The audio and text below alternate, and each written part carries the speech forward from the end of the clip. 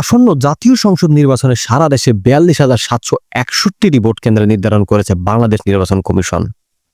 ২৭ October সোমবার রাজধানীর আগারগাঁওয়ের নির্বাচন ভবনে সাংবাদিকদের সঙ্গে আলাপকালে নির্বাচন কমিশনের সিনিয়র সচিব আক্তার আহমেদ এ তথ্য নিশ্চিত করেছেন।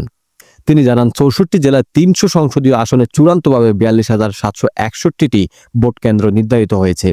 এর মধ্যে পুরুষ ভোটারের জন্য রয়েছে ১,১৫,১৩৭টি কক্ষ, আর নারী ভোটারদের জন্য রয়েছে ১,২৯,৬০২টি কক্ষ।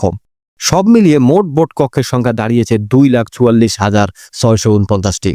সচিব আরও জানান, অস্থায়ী ভোট কেন্দ্রের সংখ্যা প্রাথমিকভাবে ১৪টি রাখা হয়েছে, যেখানে প্রায় ১২,০০০ ভোট কক্ষ থাকবে। প্রতিটি ভোট কক্ষে গড়ে ৩,০০০ ভোটার ভোট দেবেন। এই সংখ্যাগুলো ক্যাচমেন্ট এরিয়া ধরে নির্ধারণ করা হয়েছে। প্রয়োজনে পরবর্তীতে কিছু পরিবর্তন আনা হতে পারে। তিনি আরও বলেন, প্রাথমিক খসড়ায় ভোট কেন্দ্রের সংখ্যা ছিল ৪২,৬১৮টি, যা আগের দ্বাদশ জাতীয় সংসদ নির্বাচনের তুলনায় কিছুটা বেশি।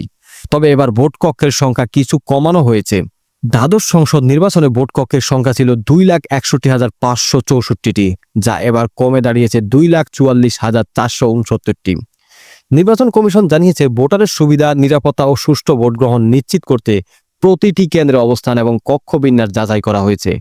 স্থানীয় প্রশাসন, আইন শৃঙ্খলা রক্ষাকারী বাহিনী ও পর্যবেক্ষক সংস্থাগুলোর সঙ্গে সমন্বয় করে এই চূড়ান্ত তালিকা প্রকাশ করা হয়েছে।